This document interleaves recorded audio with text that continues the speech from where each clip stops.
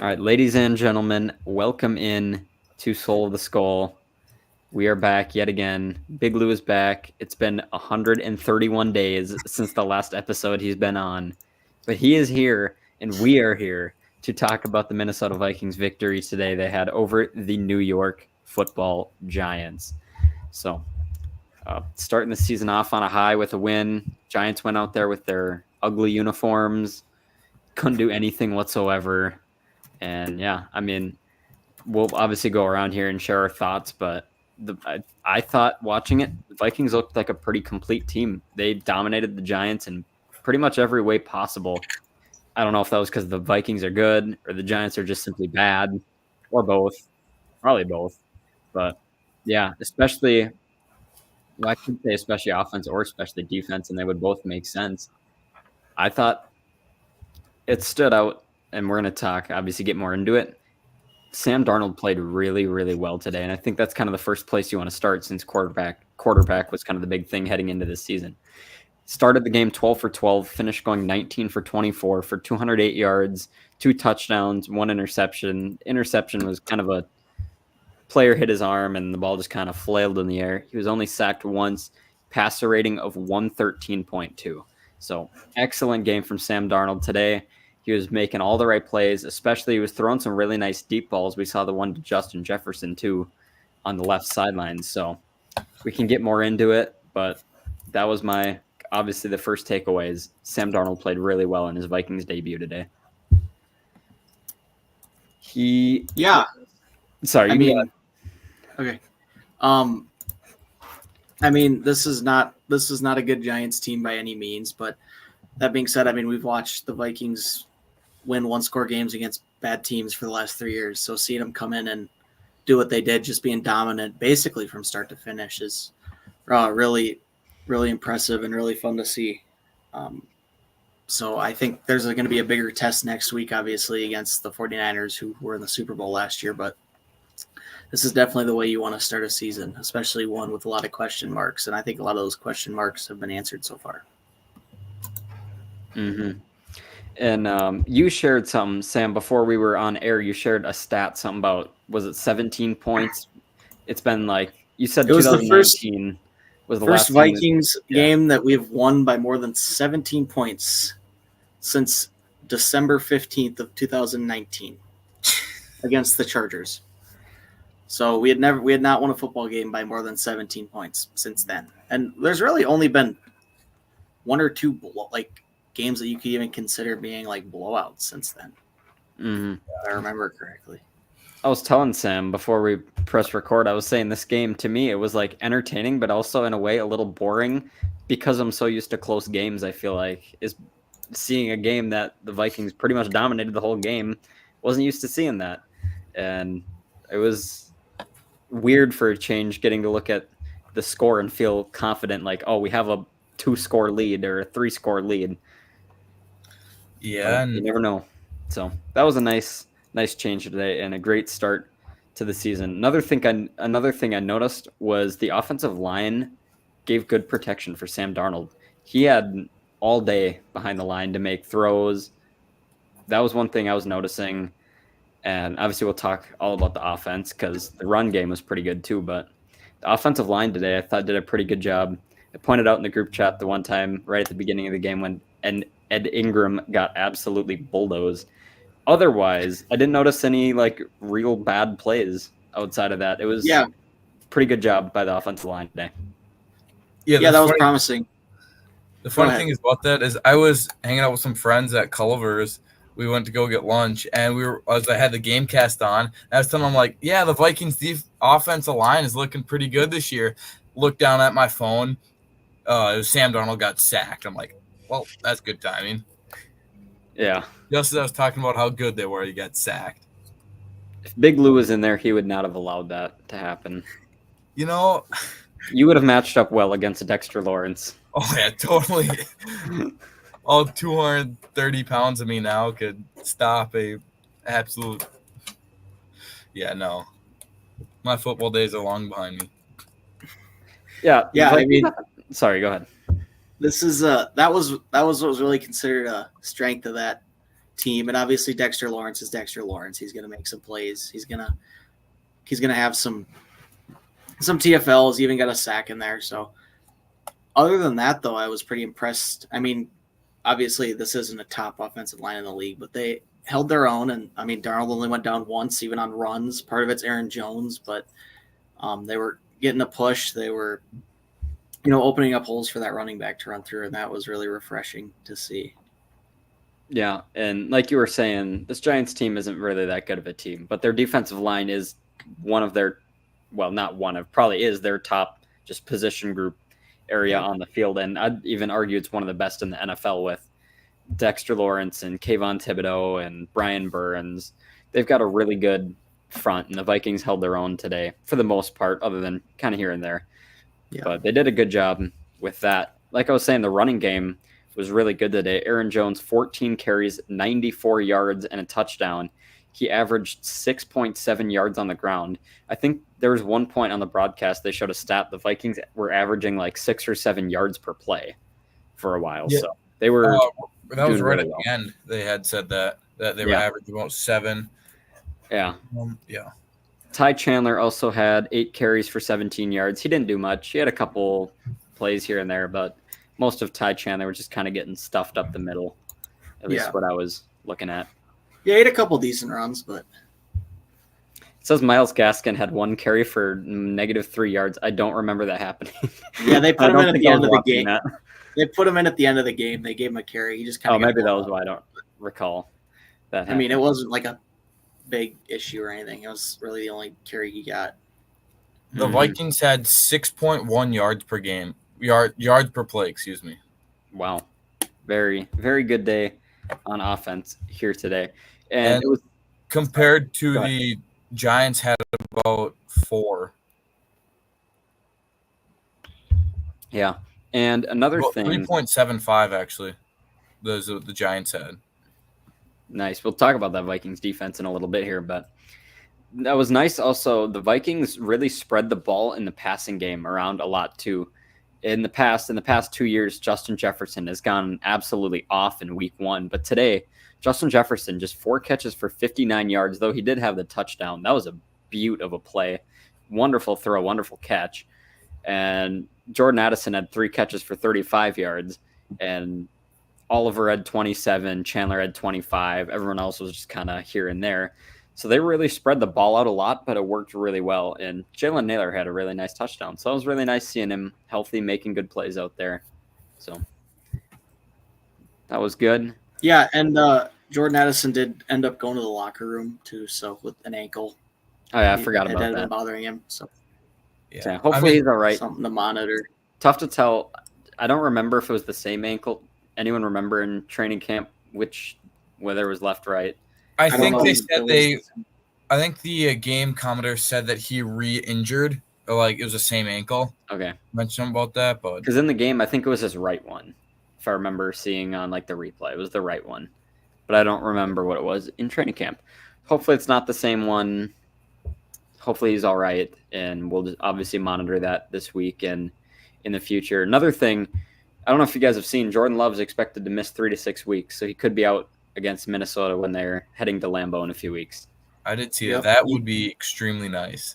That would be that would really change that game, which to me, that's too bad. I like watching Jordan Love a lot. As a Viking fan, obviously, I don't like the Packers really, but I do like watching Jordan Love. He's a good quarterback, and you never want to see your opponent get hurt in any way. So hopefully he can come back soon. Hopefully we can watch him. Hopefully he can go out there and compete again. But back to the Vikings, that CJ Ham fumble, that was brutal. I'm just looking at the box score, so I'm kind of going up and down it and seeing random different notes. That was pretty bad, but he recovered, had a couple catches in there on screen passes. 11. Yeah, he ended up with 11 yards receiving and 0 yards rushing. Yeah, and as we look at the Vikings defense played really well too. Daniel Jones was limited. He went 22 for 42, 186 yards, no touchdowns, 2 interceptions. He was sacked 5 times, passer rating of 44.3.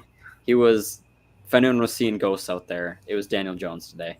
Couldn't do anything they could never really get anything established. They said on the broadcast at one point too about how the Giants didn't really take any shots downfield at all. It was just kind of short passes here and there. So Vikings defense and the safeties in the secondary did a really good job today, keeping the Giants in check.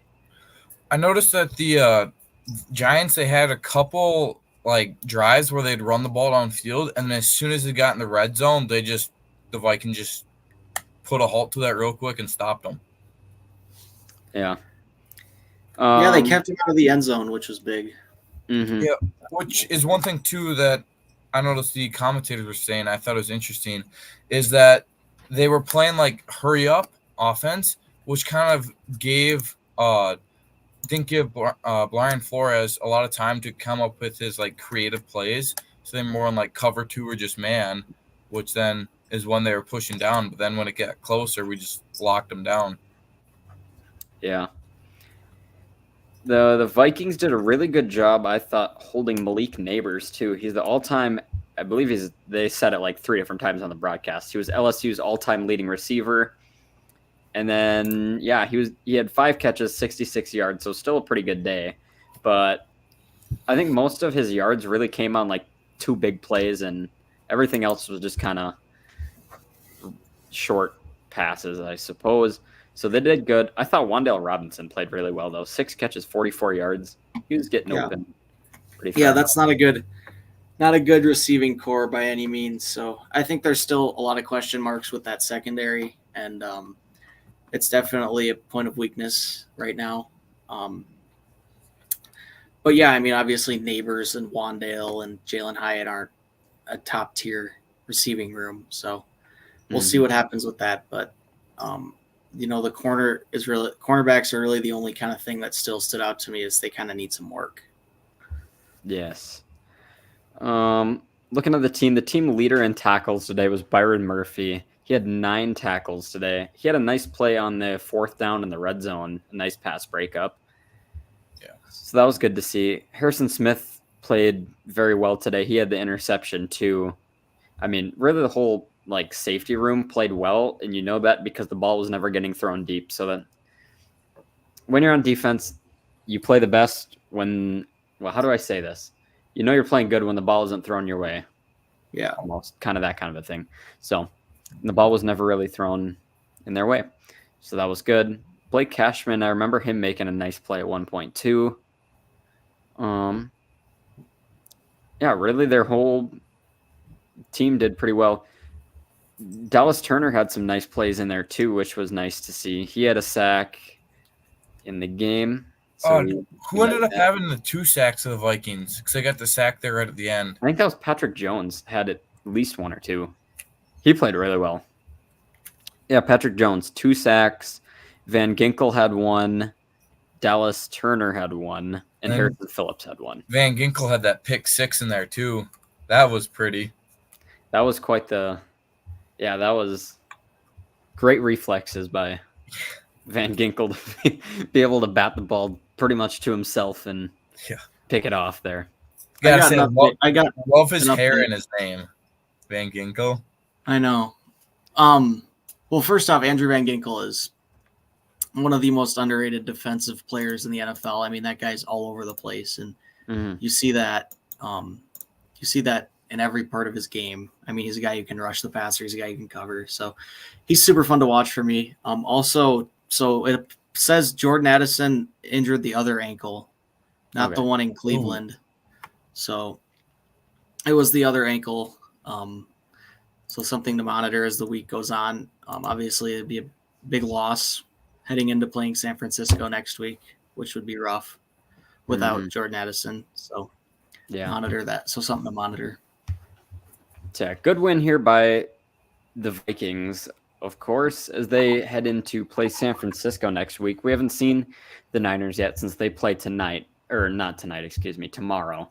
But if they're the Niners, we know they're going to be a pretty good team, even though they're destined to regress at some point. We'll have to see. So that's going to be a really big test next week. We'll have to see how that game goes.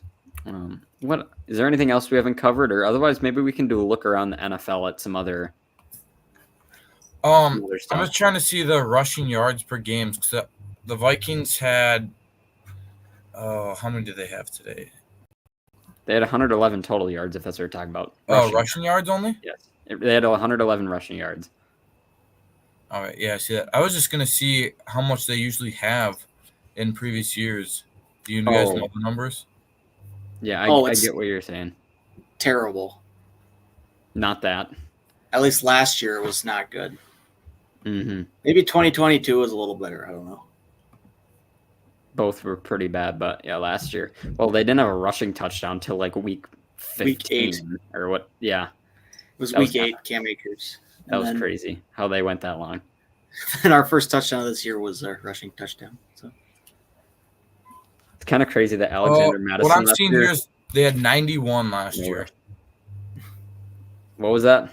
I'm seeing from this one side, I'm seeing they had 91.4 yards per game last year. Honestly, could have seen it as even lower than that. But yeah, I mean, there were some big. There was the big Ty Chandler game. Josh Dobbs had a couple big rushing games too. So who knows? I mean, that's still pretty low for the NFL. Honestly, that's really low. But yeah, I mean, the Ravens had like 180 rushing yards per game last year. Yeah, something. Josh Dobbs plays for the Niners, so that means he will be in Minnesota next week. He's the backup. I mean, there's really no value to me saying that. I just, wanted to figure out if he was on a team. His name is Robert Joshua Dobbs. Imagine if he went by Rob Dobbs. That'd be crazy. He should have done that. Why go by Josh Dobbs when you can go by Rob Dobbs? That should be the thumbnail for, or the name for next week. Rob Dobbs. Vikings versus Rob Dobbs and the 49ers. Rob Dobbs and Nick Mullins, the backup quarterbacks. Well, I suppose we don't really have much more here, so we can look around the rest of the NFL at some games that happened. So the Chiefs won on Thursday night on one of the craziest endings I've ever seen before. Yeah, I watched some of that game, didn't watch all of it. The beginning of it was really entertaining, and then after the midway through the first quarter and then into the second quarter, it got really boring, and I got bored of that game. But then it got good again at the end. Joel, you should pull up the Excel file with all of our picks on there, and we can kind of go through those. Oh, yeah, we can do that. That's a good idea. We will do that. So we are going to present that. There it is, right there. So here's our game picks. We've been kind of filling it out as we go. So most of us took KC, and they did indeed win in that nail-biter game. Then Friday night in Brazil, the Eagles and Packers played, with the Eagles taking home the narrow victory. That was the game Jordan Love got hurt at the end. Sam here was the only person to take the Packers. Then we've got all the noon games today. We had the Falcons and the Steelers. Kirk Cousins in his Falcons debut could not get it done. He threw 2 interceptions as well, Kirk Cousins did. Yeah, he had one of his classic Kirk dud games, so which means he'll probably bounce back and go crazy next game or something. I don't know. Who do they play next? Here, actually, we can just look right on the spreadsheet. Falcons, where are they on here? Oh, they play the Eagles. Okay. On Monday night. Oh, never mind. They're not going to do well. It's on Monday night. It's a primetime game. Not on a Monday. He won't come back. No. If it was a noon game, maybe, but if it was a noon game, he'd be putting up 400 yards and 4 touchdowns next week. But I guess he'll be holding off till week 3. Week 3, the Falcons. Oh, they have another primetime. They're playing the Chiefs. He's cooked. He is cooked right now. Looks like Kirko's starting 0-3. Oh, then they play the Saints. So then they actually have a chance. Unless the Saints put up the Saints 47 put up 47 today. Yeah. That Panthers team. Of course, it's the Panthers, but that Panthers team is not good. Adam Thielen's got to get out of there. Yeah. He's waiting too long. He's got to go at the deadline. They got to trade him at the deadline to a He's got to get out before it's too late. It already is too late, but he's got to get out. Adam Thielen led the Panthers in receiving yards. 3 receptions, 49 yards. Good for him. They really have no one else except the rookie. That I forget his name. Xavier, is it Bryce Leggett? Young? Leggett. How do you say that guy's Leggett. name? Leggett. Xavier Leggett. That yes. That's really their only two. I don't know anyone else. Maybe I know other Panthers receivers. We're gonna look up a depth chart of Panthers receivers. I mean, those are their two main Deontay guys. Johnson plays there. I didn't know that. Oh yeah, that's right. They signed him. Jonathan Mingo too. So yeah, they have some guys, but I mean, Chuba still Hubbard. nothing. I picked up Chuba Hubbard when McCaffrey got hurt that one time, and oh, that was great. That was like a great few weeks Yeah. with Chuba. Now he's their running back one. Yeah. Let's see. I'm That looking at the O-line Panthers. is rough. Dude, the Panthers defense is brutal. I know like not that many people on there. Derek Brown, They have Vikings Jadeveon legend Clowney, Xavier Woods, former Vikings legend Xavier Woods. J.C. Horn. Wasn't J.C. Horn the guy that was with the Giants, but was No, complete he bust? got Not drafted. him?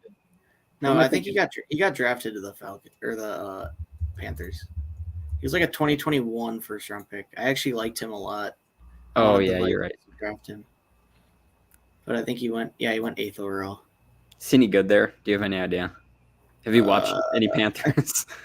I don't really find myself watching Panthers games very often. I think he's been pretty good though. Okay, good for him then. If that happens, as we look around the rest of the NFL, yeah, the Saints. Or I'll go back to the spreadsheet. Look, some of the games are in order.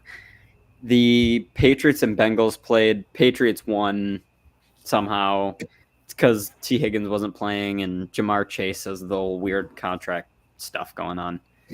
So that's its own deal. Bills came back to beat the Cardinals. Cardinals were up like 17-3 in that game. And then the Bills won. Jags and the Dolphins. The Dolphins won on a last-second field goal. They were also down by a couple scores, I think. So that was a good game there. Panthers, Saints. Saints absolutely beat the brakes off the Panthers, 47-10. The Titans and the Bears, in the Bears' new-look Bears debut, were able to barely squeak out a victory. They were down by a couple scores as well. A lot of big comebacks happened today. Then the Texans and Colts. Texans won in a close game. Anthony Richardson had a bomb, apparently. I did not see the video. ESPN sent me the video, but they cut off the actual that touchdown pass was crazy. He like slipped and still threw the ball, and he hit Alec Pearson's stride. So it was a crazy Anthony Richardson bomb.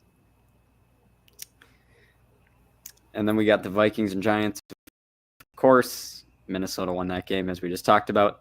And then that's the rest of the slate today. The Cowboys and Browns, the Tom Brady debut. You guys see the Tom Brady ad on Fox today? They had he did an interview with Klatt at halftime of the Michigan game, though. I watched that. They had a commercial today for like his broadcasting debut, and it was actually really cool. Oh, the one where he's talking to himself? Yeah. I thought that was really cool. Yeah. That commercial. So it was like, I'm trying to describe it. It was like, it was old versions of himself, like him on the Bucks and him on the Patriots and him in college. And he's talking to himself like he's retired, but how he still loves football. So his past versions of himself are telling him to do this, but the real Tom Brady is like doubting doing it. It was really well done. Yeah. It's one of the cooler commercials I've ever seen before. Yeah. The Browns are about to go up 3-0 on the Cowboys. Then we got a couple AFC West games here. Or, well, not necessarily. Seahawks are in the NFC West. So it's just simply some West games. The Rams and Lions tonight, that's going to be a good game. Yeah. And then we got the Jets and the Niners tomorrow. The Aaron Rodgers debut again. Although, can we talk about the NFL memeing Aaron Rodgers for the top 100 best plays of him running out of the tunnel? What? Did you guys see that? So for all the top 100 NFL players, the NFL posted a video, like their best play for that, and Aaron Rodgers' best play was him running out of the tunnel with the flag. No way. Yeah. Was he on the top 100? What? Was he on the top 100? Yeah, I think he was like 23 or something. Bruh. That's all I got to say about that.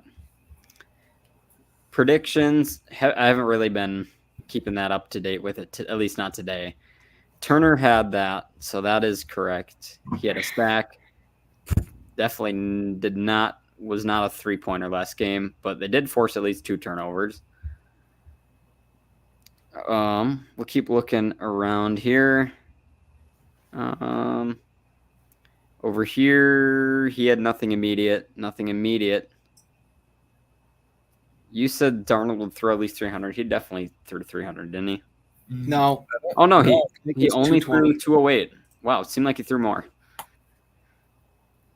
And over here, he probably had at least 3 tackles for loss. I have the box score up, so. TFL. No, he didn't. He had at least one. Darius Moisau. I don't know how you say that guy's name. He had a TFL. Drew Phillips had 1. Dexter Lawrence had 1. And I definitely just missed one. Oh, Deontay Banks had 1. So, he also had a sack. I don't know if that counts as a TFL, though. I think they both. Yeah, I think even if it does, I still got it wrong. Sack is, I think, considered a TFL. It should. Still wrong either way. So these will be updated in a little bit. That does not include today, what's come off today. I'm still in the lead with a surprisingly high number, followed by Big Lou, who's had a whopping 3 come off the board, followed by Sam O, just under 33% here. That one, the bottom one will probably be green too pretty soon. Yeah. Barring injury, it will happen. Yeah. And then following Sam O is Sam Z at 10%. Matt finally got another correct prediction. He said Lamar would rush for at least 75. So now he's got 2 on the season, up to 11%. He doubled his percentage almost because he was at like 5.8%, and now he's at 11. So he just doubled his completion percentage with a single prediction. He needed that. So there you go, folks. That is the predictions. The updated numbers will be on here in a little bit. And then if you guys on the stream here want to watch, check out our episode later this week. We'll talk about a time because usually the same time we did this past week of Wednesday at noon usually would work, but this week it doesn't. So we'll talk about that later. Okay. Otherwise, if anyone else got anything, this is kind of a short episode, but there's really not much else to say. No, it was a fun week, and I can't wait to see the Vikings next week to see if they can continue this or go back to kind of what we all expect them to do this year, is kind of, be their normal Viking selves and not do very good. Big Lou, did you see the prediction that was made about you while you were gone? Which one? Because you haven't been on an episode. It was after you were on the last episode, and it came off before now. That was why I asked you in the group chat randomly how much weight you lost at basic training. Oh. Matt made a prediction. Big Lou will lose at least 20 pounds at basic training. No. So that's why I asked that one day. Basic training was so easy. Were you in Oklahoma the whole time? Yeah. Gotcha. Yeah, what do y'all do other than, I don't know, what do you do at basic training? Not near as much as they used to. The military's kind of gotten a little softer, so they can't do much to you anymore. Like, we didn't get woken up at all during the middle of the night like they used to do. They used to wake you up in the middle of the night, drill sergeants would, but they can't do that anymore. They can't. Yeah. My brother was jealous that I had it so easy compared to him. Yeah. What time did they wake you up in the mornings, though? What time would you get up? 5 a.m. When would you go to bed? Lights out was 9 p.m. Honestly, that sounds like my kind of living right there. Yeah. I could get behind that. Yeah, except for no one would shut up. Everyone would keep talking until like 9:10, 9:15. Sometimes it's 9:30 before people stop talking. Yeah. Well, we're proud of Big Lou. He survived basic training. He's serving the country. We're all just football fans that live our own lives. So we're proud of the people that actually do things, which is Big Lou. We also loved how you said residents in the group chat. Yeah, well, I'm an RA this year, so I got my residents on the floor. I was talking to a few of them before. The way I read it made it seem like, in my head, it seemed like you worked at like a hospital or like a nursing home or something. He's like, I was talking to my residents. No, I'm not Sam Zahar. Yeah. So that's that. This is the first episode I feel like Matt hasn't been on in a long time. He's always on, but he was reading some textbooks today, so he was busy being studious. He's got 11 textbooks this semester. He needs to read up.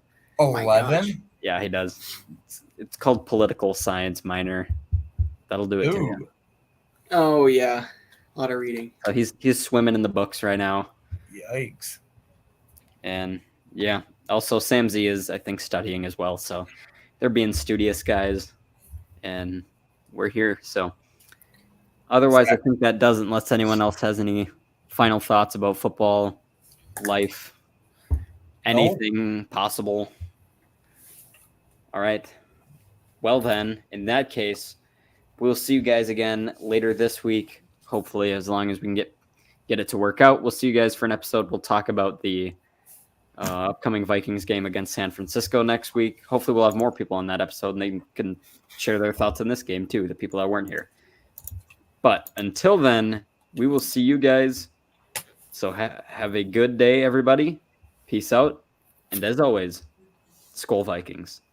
We'll see you guys later this week.